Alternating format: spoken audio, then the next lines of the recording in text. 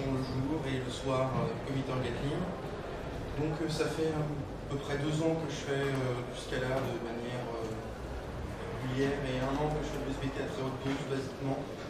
Dans Gatling, tout ce qui tourne autour de SBT, je m'en charge, donc j'ai l'occasion de pas mal jouer avec. Je suis également le mainteneur du plugin SBT pour Gatling et j'ai créé aussi un plugin SBT pour Joule, donc j'ai eu l'occasion de pas mal pratiquer, y compris sur les plugins.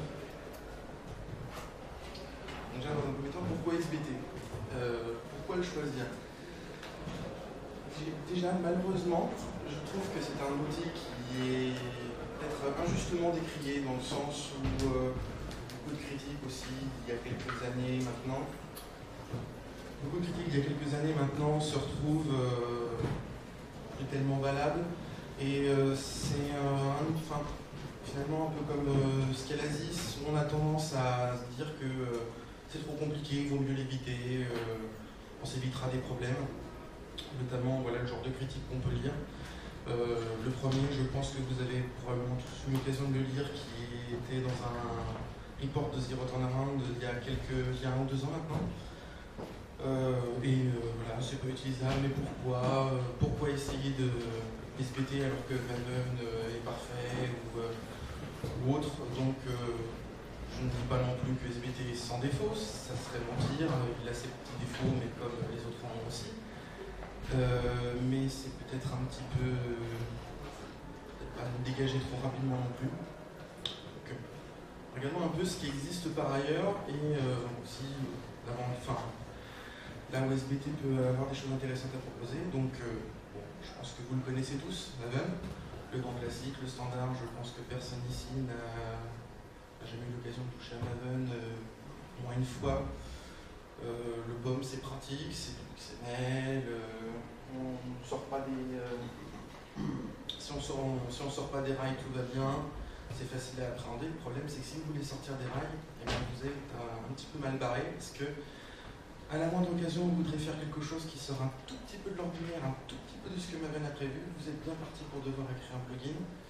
Et créer le plugin Maven, c'est pas forcément toujours ce qu'il y a de plus simple, parce qu'il y a pas mal de petites choses assez rigolotes à gérer. Donc bon, c'est un peu dommage de devoir systématiquement passer par un plugin à la moindre petite customisation, au moindre petit écart, disons, au standard.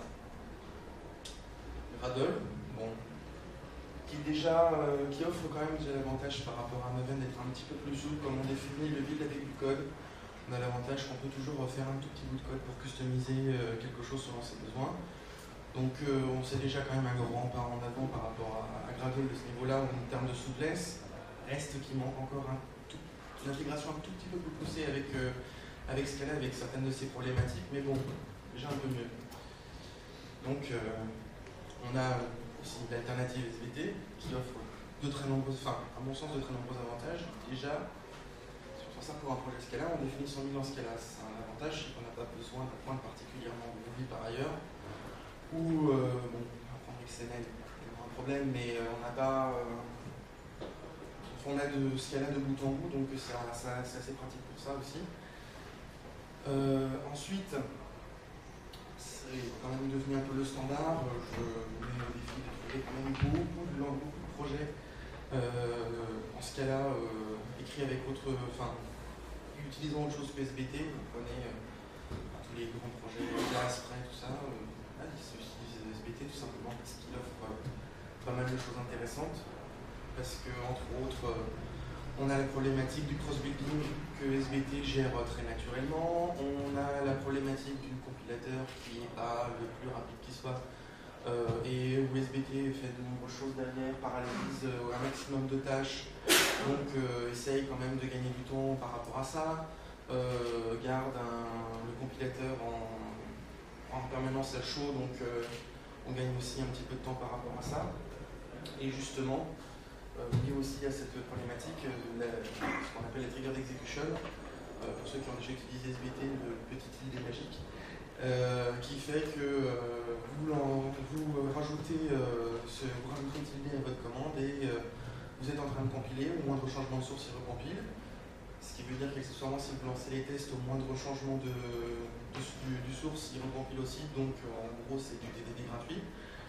Pour ceux qui développent par exemple avec Spray, il y a des plugins aussi qui existent par exemple pour démarrer un main. Donc vous avez l'équivalent, enfin, un équivalent simple de quelque chose comme Giravel qui est aussi fourni juste par l'outil build, simplement parce que vous allez redémarrer votre main avec votre serveur. Donc la trigger d'execution est quand même vraiment très pratique jour le jour et vous simplifie quand même terriblement la vie et fait que finalement il y a beaucoup d'occasions où vous utiliseriez un outil externe et où finalement avec un petit plugin et la trigger d'execution vous en sortez sans problème.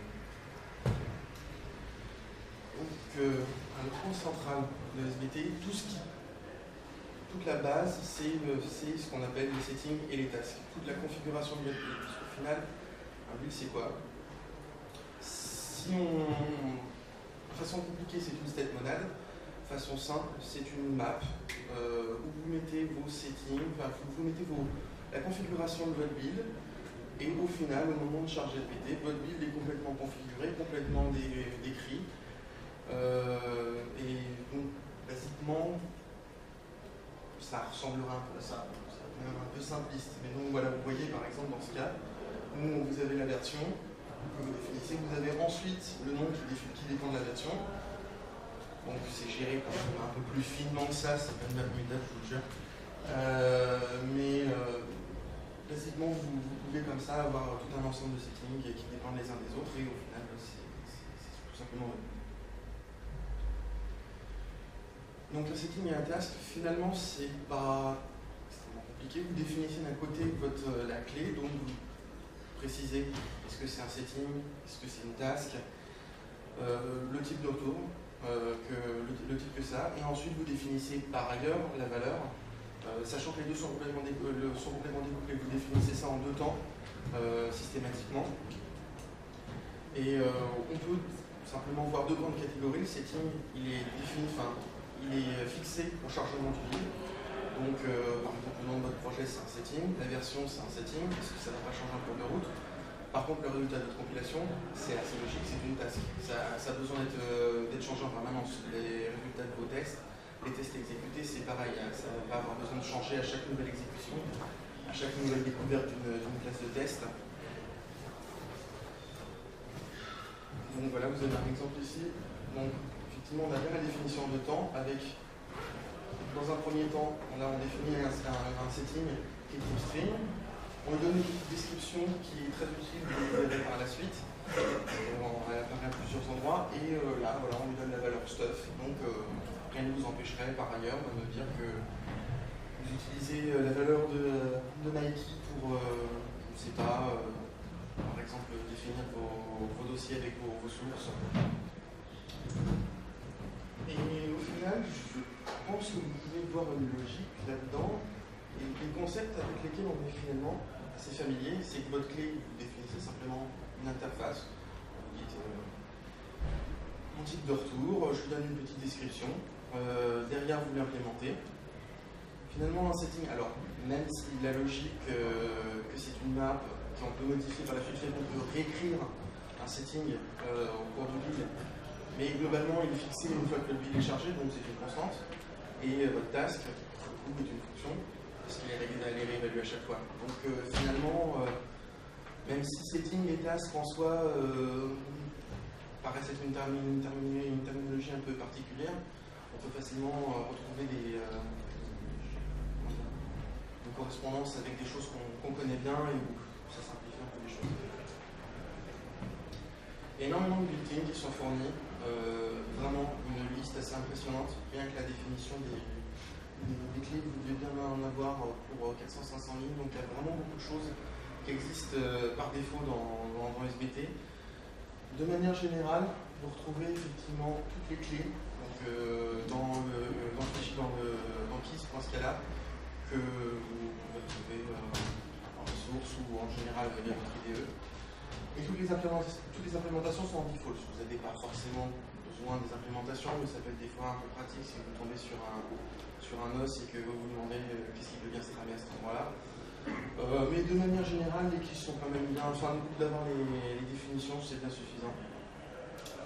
Donc pour le coup, étant donné qu'il y a énormément de victimes, avant d'éventuellement créer votre propre task, posez-vous la question, est-ce que ça n'existe pas déjà ailleurs?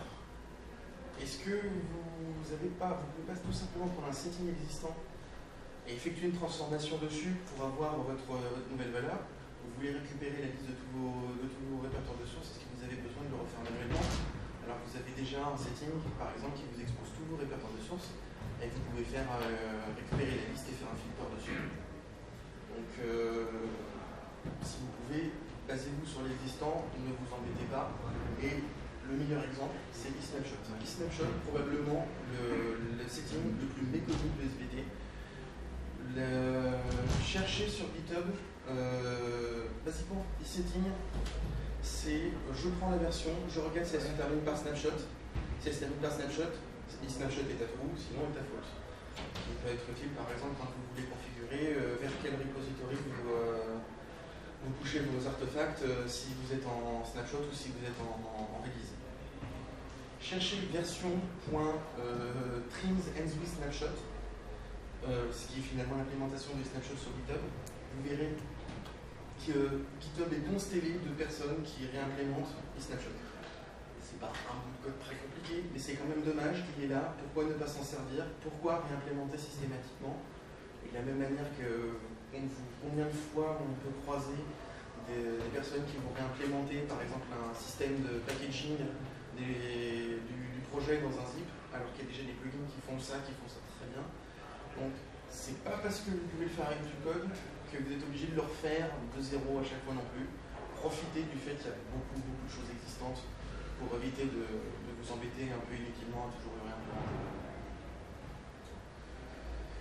Le point sensible qui a provoqué l'ire de beaucoup de développeurs pendant de nombreuses années, les opérateurs, parce que oui, jusqu'à peu, SBT en termes d'opérateurs, c'était un peu la catastrophe.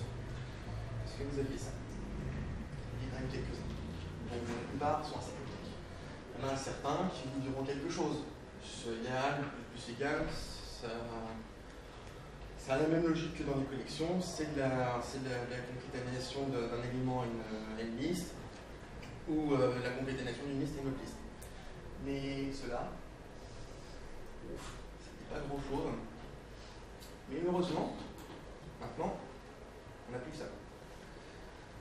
C'est quand même déjà beaucoup mieux. On garde celui-là, même si celui-là est très simple. Le pourcentage et le double pourcentage, vous l'utilisez qu'à un seul endroit. C'est pour définir vos dépendances.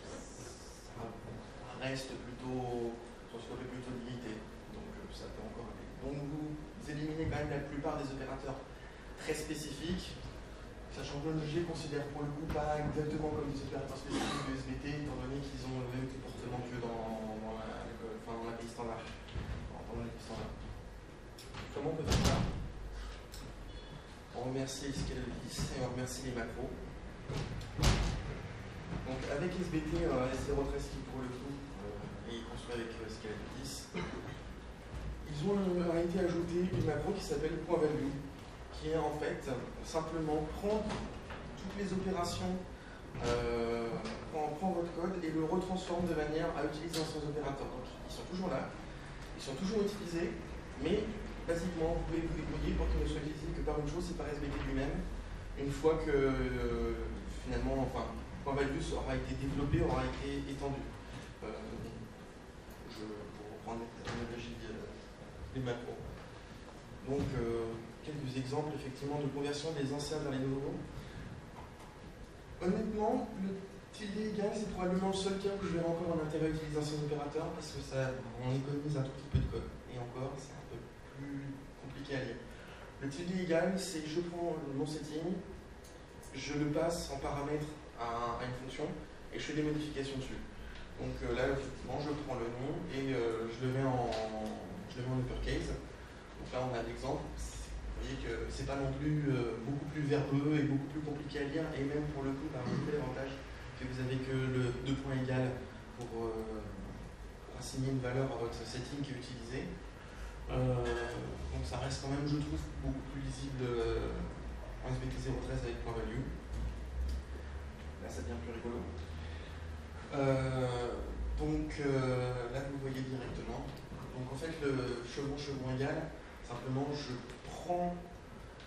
prends des settings ou des tasks, je m'en sers comme paramètre pour un autre setting ou pour un autre task. Donc là, c'est l'exemple de je regarde est-ce que je suis en snapshot. Si je suis en snapshot, je vais publier vers mon repo de snapshot. Si je suis en release, je vais déployer vers mon repo de release. Donc déjà, vous voyez qu'il y a un peu de duplication parce que vous utilisez snapshot et derrière, vous devez donner un nom vous retrouvez à devoir donner un nom à la variable qui est passée la closure. Avec le petit point qui est encore un peu plus drôle que là, isSnapshot est un setting, publish_to est un setting, donc on peut l'écrire comme ça, sinon ça serait isSnapshot map la closure. Donc en plus, des petits cas particuliers en fonction qu'on soit en train de travailler avec des settings ou avec des tasks, ce qui n'est pas pour simplifier les choses en plus. Vous voyez que, à mon sens, c'est quand même clairement plus lisible comme ça. Vous utilisez directement isSnapshot comme une valeur, vous dire que vous utilisez .value pour récupérer la valeur, vous le définissez, ça se lit quand même à mon sens, beaucoup plus facilement. Le chevron plus égal, qui c'est finalement une combinaison de chevron égal et de plus égal. Donc je prends un setting ou une task, je m'en sers pour récupérer une valeur et pour la concaténer à un setting ou à une task. Donc finalement, de la même manière qu'avec le chevron égal était transformé simplement en point égal, là vous n'avez plus que le plus égal pour rajouter un nouveau répertoire de source. Donc vous utilisez .value normalement et vous concaténez le nouveau répertoire de source à votre liste de tous les répertoires. Même chose avec chevron plus égal. Là c'est un exemple, c'est un exemple un peu contraint parce qu'en général je ne pense pas que vous vous amusez forcément à switcher, sauf si vous trouvez l'idée, mais à switcher tous les flags comme ça. Devoir jouer avec les flags C18 de façon un peu abusive. Mais donc là voilà, on prend les options pour le compilateur, on regarde est-ce que je suis en 2.10, donc j'ai renommé SBV parce qu'on va éviter d'avoir une liste de paramètres gigantesque, surtout que là j'en ai qu'un. Imaginez-vous que vous vous retrouvez assez facilement quand vous customisez votre bit à prendre 5 ou 6 paramètres. Ça peut devenir rigolo. Donc là voilà, si je suis en 10, je rajoute les flags pour C18 à mes options du compilateur, sinon je ne rajoute rien. Et là c'est le formatage qui veut ça, qui fait que c'est un petit peu plus verbeux, mais sinon globalement ça reste encore une fois à mon sens plus simple à lire. Parce que vous avez que plus égal, vous tombez sur des opérateurs qui ressemblent quand même beaucoup à ce que vous utilisez dans la liste standard. Donc voilà, à mon sens, quand même, .value a d'énormes avantages. C'est que avec SBT 0.12 et antérieur, c'était quand même. Voilà, vous vouliez vous mettre à SBT, vous étiez obligé de vous amuser avec 5-6 opérateurs. Un peu particulier, aux sémantiques différentes, sans compter que selon que vous manipuliez des settings ou des tasks, que vous aviez des cas particuliers. Là, pour une fois, c'est la silver bullet pour jouer avec, pour manipuler vos settings et vos tasks. .value fait tout. Fait vraiment tout. Et le seul et unique cas où c'était moins verbeux et peut-être un peu moins verbeux, c'était le tilde égal. Mais c'est un seul unique cas comparé à énormément de cas, tous les autres où c'est quand même carrément plus simple avec .value. Et effectivement, donc si vous aviez des bilans 0.13 et que en 0.12 que vous voulez le passer en 0.13, utilisez .value, vous vous prendrez dans la tête. De manière générale, il n'y a toujours pas de raison particulière de dépendre des opérateurs de 0.12 à part se compliquer la vie. Ensuite, quand vous allez avoir besoin de développer votre build et éventuellement des pieds de customisation, ce serait quand même pas mal d'avoir quelques petits outils intéressants à disposition pour réussir à inspecter votre build et à pouvoir vérifier que tout se passe bien sans être obligé de repenser un build complet pour juste vérifier que ça marche comme vous voulez, juste simplement inspecter vos tasks et vos settings pour vérifier que tout fonctionne comme vous voulez.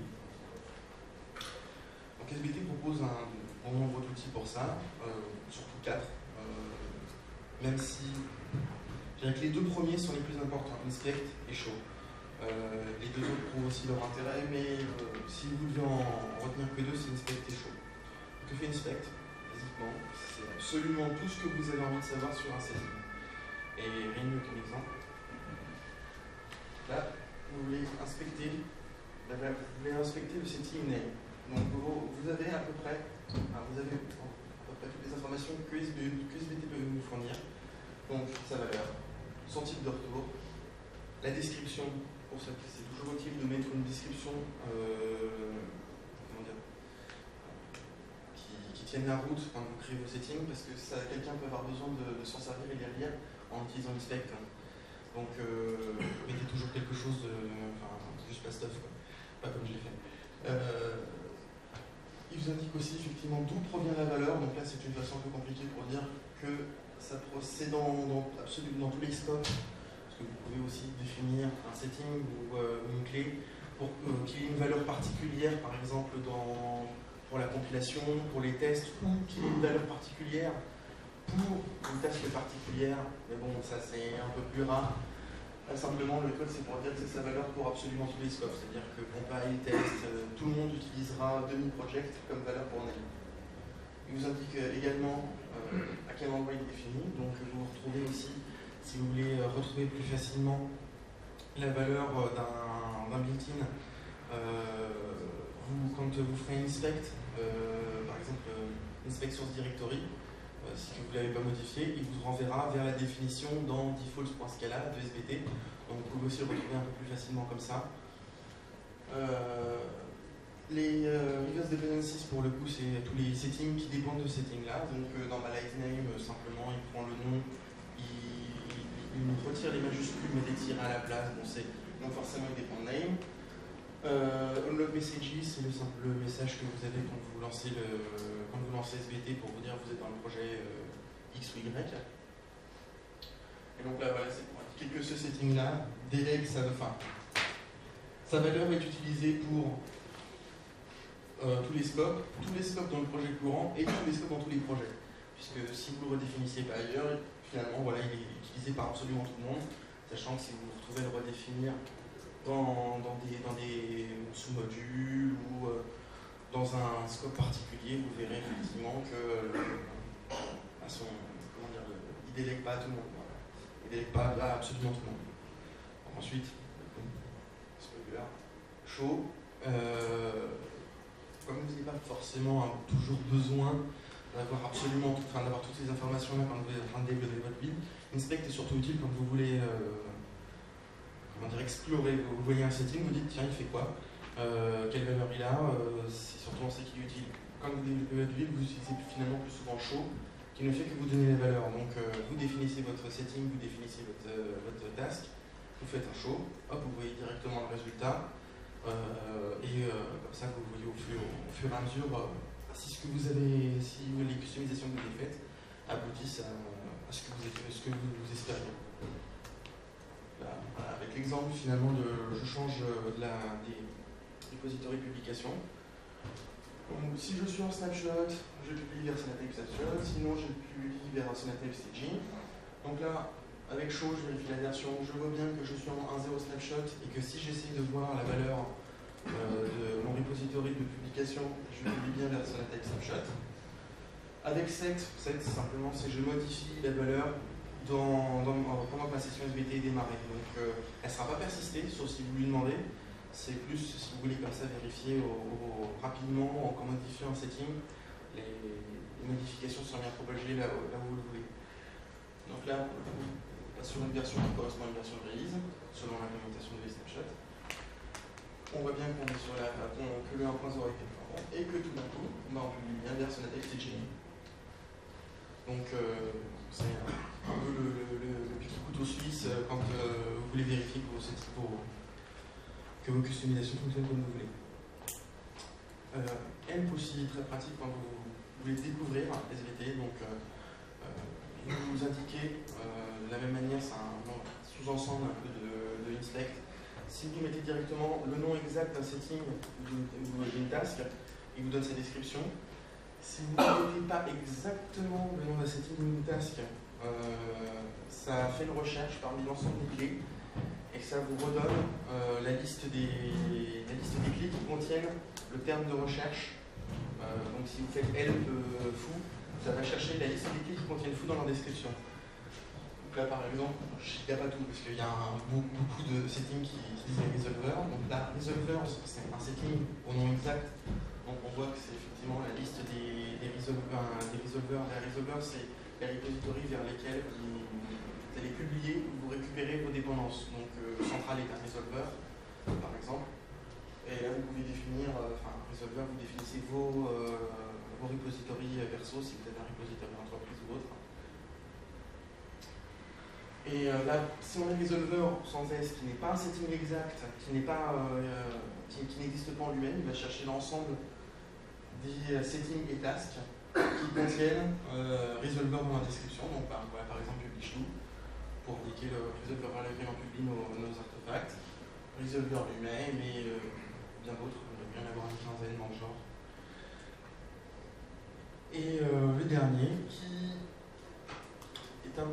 Vous commencez à en avoir besoin quand vous commencez à jouer vraiment de façon plus osée avec des settings et des tasks.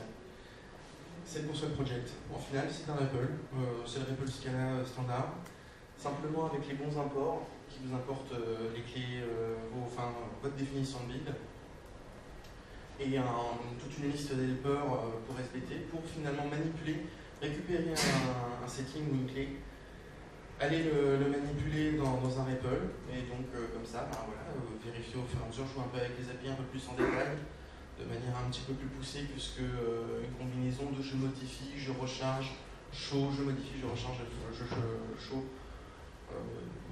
peut vous permettre. Alors, par exemple, je lance un REPL, je récupère la liste des librairies avec les vals qui vous permet effectivement d'évaluer la valeur d'un setting ou d'une task. Donc là, on peut acheter par exemple de la liste bar, de dispatch, de COT, de commons.io. Et pour le coup, j'ai ma liste de modules, mais tiens, si je veux récupérer que les artifacts ID, je prends mon résultat, tiens, j'ai pu utiliser mes artifacts ID. Donc voilà, sur le projet est très utile, mais vous en avez quand même pas si souvent besoin que ça, sauf quand vous commencez vraiment à aller faire des custos un peu poussés, tout ça, et que vous avez besoin de manipuler un peu plus longuement les API de SBT. Les plugins. Il y a globalement pas beaucoup de systèmes d'outils de build avec lesquels on n'aurait pas envie d'utiliser des plugins pour s'éviter de répéter systématiquement le même genre de boulot que partout ailleurs, comme l'exemple de je prends mon projet, je le package dans un zip. On n'a pas envie de le réimplémenter systématiquement, on a envie que quelqu'un fasse un plugin et il nous offre de quoi le faire facilement. Comme par exemple packager une documentation ou plein d'autres choses, chiffrer vos artefacts puisque c'est pas proposé en standard, c'est pas une fonctionnalité de SBT en standard. Donc comme toujours, on n'a pas envie de s'embêter à réinventer la roue systématiquement, donc on a les plugins. Là, le gros avantage, c'est que, comparé par exemple à Maven, même un petit peu à Gradle, si je ne raconte pas de bêtises, c'est que l'API est strictement la même entre votre définition de build et votre plugin.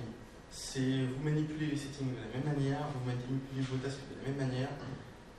Il n'y a aucune différence à ce niveau-là. La seule chose, c'est que vous devez coller tout ça dans un object, dans un singleton, qui est en plugin ou auto-plugin, j'en parle un peu plus dans un instant, et dans le build du projet, rajouter SBT plugin à true, qui déclenche un certain nombre de choses, qui fait que notamment votre projet va dépendre des API de SBT lui-même. Globalement, les différences sont assez minimes. N'hésitez pas à faire un plugin, même si vous vous retrouvez par exemple dans admettons que vous utilisez SBT de manière importante dans votre société sur plusieurs projets. Vous vous rendez compte que vous avez systématiquement le même genre de configuration, que c'est toujours les mêmes versions de Scala, c'est toujours, sont toujours packagés avec un zip.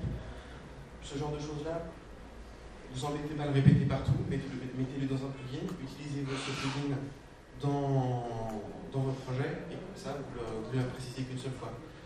Donc ne vous privez pas de faire des plugins, c'est suffisamment simple pour que vous en fassiez pour même des toutes petites choses. Donc, comment on les utilise? On rajoute dans son build, dans un dossier project, on rajoute un fichier plugins.sbt, et on rajoute add sbt plugin pour dire j'utilise ce plugin, et dans votre projet en lui-même, vous rajoutez les settings du projet pour lui dire voilà, mon plugin expose tout un ensemble de clés configurées, de tâches configurées, je les rajoute pour pouvoir en profiter moi-même, pour pouvoir en bénéficier, pour pouvoir les appeler dans le build. Donc, c'était pas très compliqué, mais quand vous commencez à faire des plugins un peu complexes, il y avait un certain nombre de petites choses que vous retrouviez à faire en plus qui rendaient que ça se limitait pas uniquement à ça. Là, c'est un exemple simple. Donc, est-ce qu'on a moyen d'améliorer un peu ça? La réponse est oui. Et encore une fois, merci GPT 013 et au mécanisme des autoplugins. Le mécanisme des autoplugins, ça reste la même. Enfin, on ne change pas les API. Il y a juste un tout petit peu de configuration à faire en plus. C'est basiquement trois valeurs à implémenter, c'est vraiment pas grand-chose. Mais ça offre beaucoup d'avantages, c'est que vous n'avez plus rajouter vos settings, parce que c'est le plugin qui définit lui-même quels settings il doit utiliser. Si vous utilisez des configurations spécifiques, par exemple pour un build test ou une configuration, si vous retrouvez à avoir des configurations spécifiques dans votre projet, pour une raison ou pour une autre, vous n'avez pas besoin de les préciser vous-même, parce que c'est pareil, c'est ajouté automatiquement. Et l'autre avantage, c'est que vous pouvez dépendre plus facilement de votre plugin. L'exemple, c'est SBT Web, qui en fait, SBT Web, c'est le système de processing de CoffeeScript, de CS, de LESS, de SAS, de Plex, sorti dans un plugin.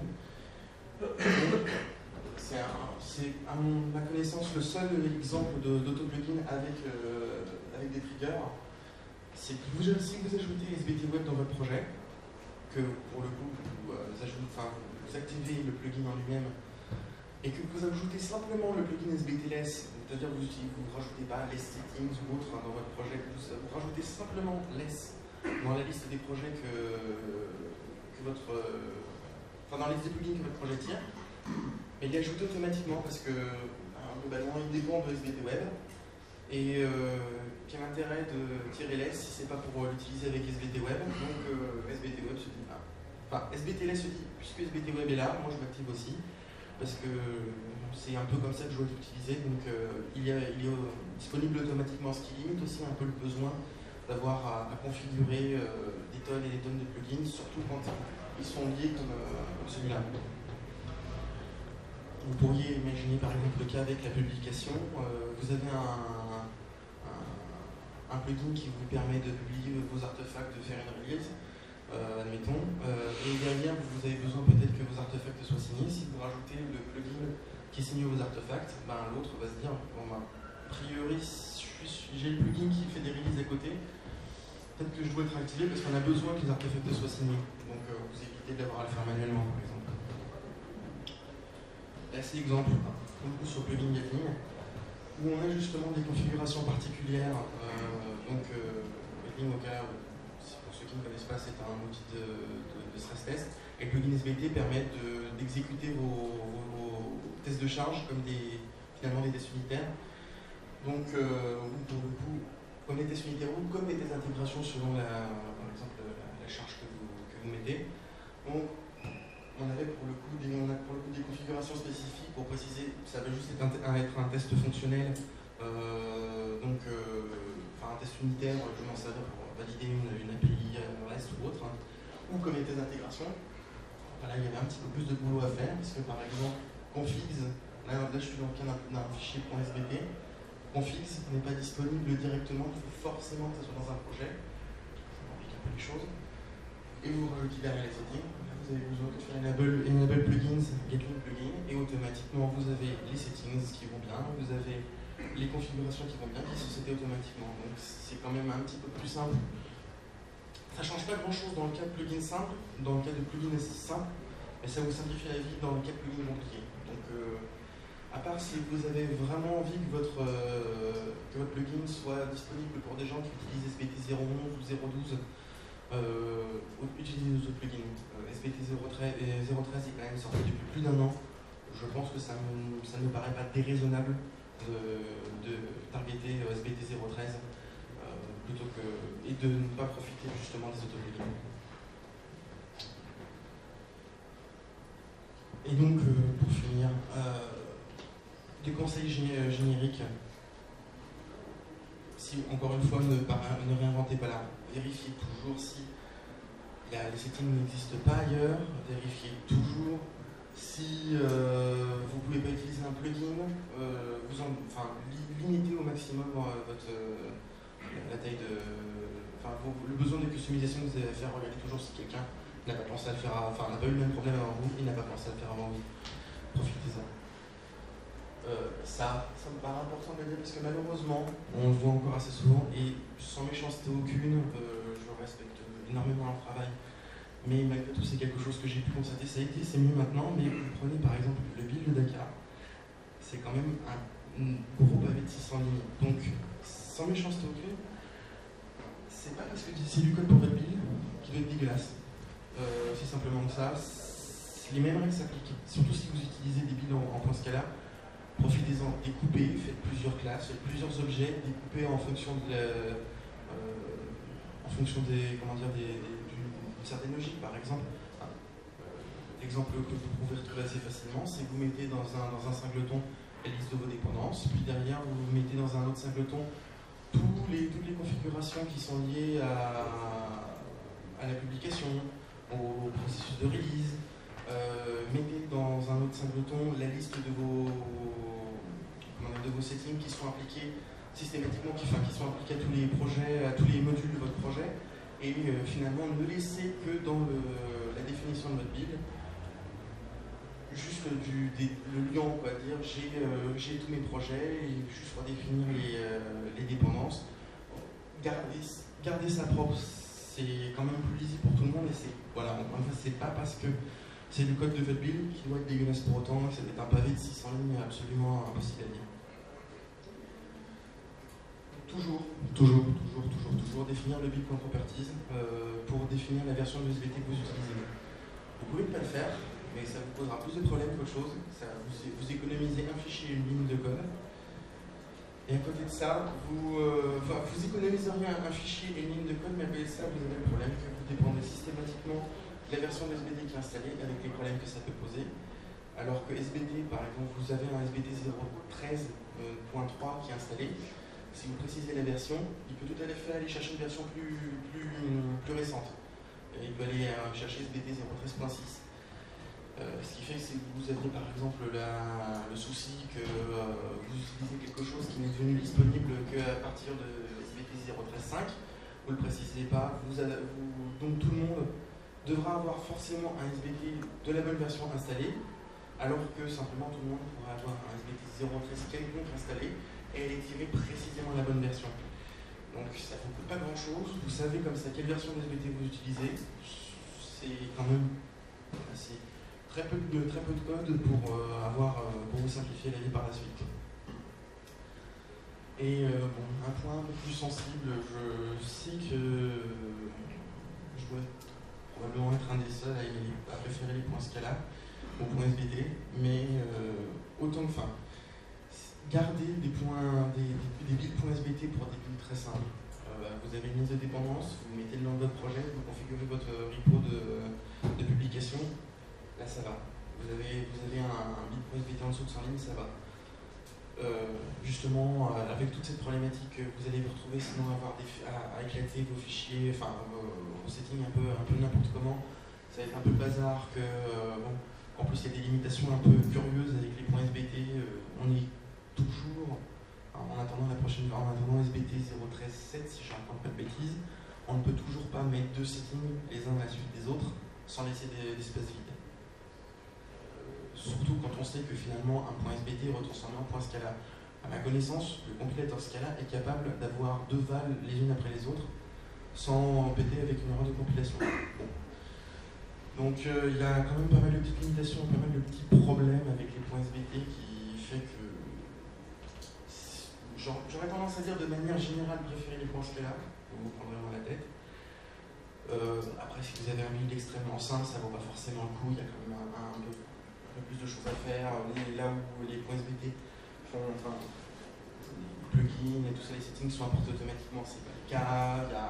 Il y a un petit peu plus de boulot à faire, mais c'est pas grand chose.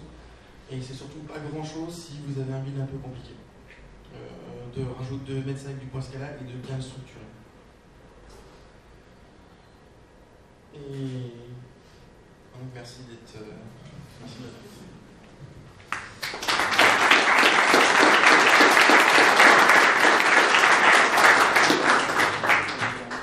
Des questions?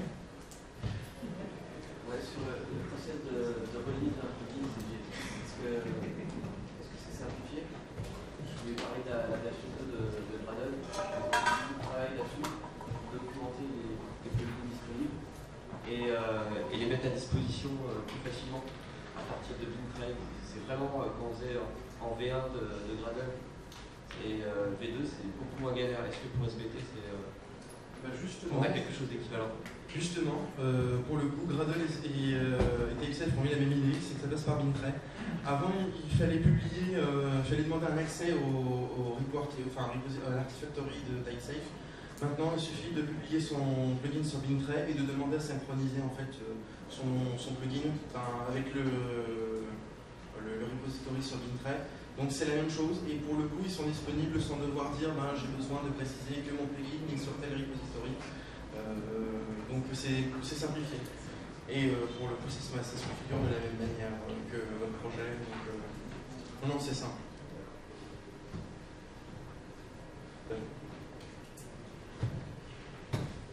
Des infos sur l'évolution de l'intégration de SBT dans Eclipse sur sur ce point. J'ai pas du tout d'informations, je ne crois pas que ce soit encore particulièrement prévu pour l'instant. Il y a SBT Eclipse qui fait bien le boulot. À ce niveau-là, j'avoue que si vous voulez avoir une intégration entre SBT et un IDE, c'est encore IntelliJ qui le fait mieux, qui le fait quand même franchement bien. Il faut le recharger manuellement, mais bon, c'est vrai que IntelliJ le fait très bien. Là, ça fait la même chose que SBT Eclipse. Quand tu cliques sur synchroniser. Oui. Sauf que SBT Eclipse, par défaut, il crée des répertoires Java, il ne crée pas des répertoires de ressources. Enfin, il faut configurer le plugin SBT Eclipse pour qu'il fonctionne un peu comme on veut. C'est un peu.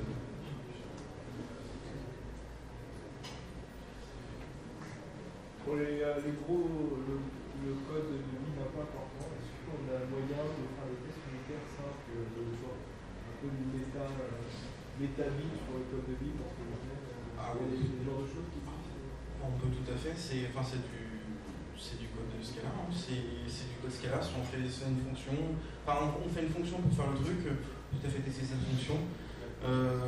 D'ailleurs, pareil sur un plugin, sachant que pour les plugins, on peut faire aussi des tests unitaires, mais on a aussi des tests d'intégration qui existent. Oui, on peut tout à fait faire du test à côté. Et sachant que SBT a aussi cette petite particularité que on peut travailler sur les. Enfin, oui, non. Ah non, c'est un GDR, ça va exactement maintenant.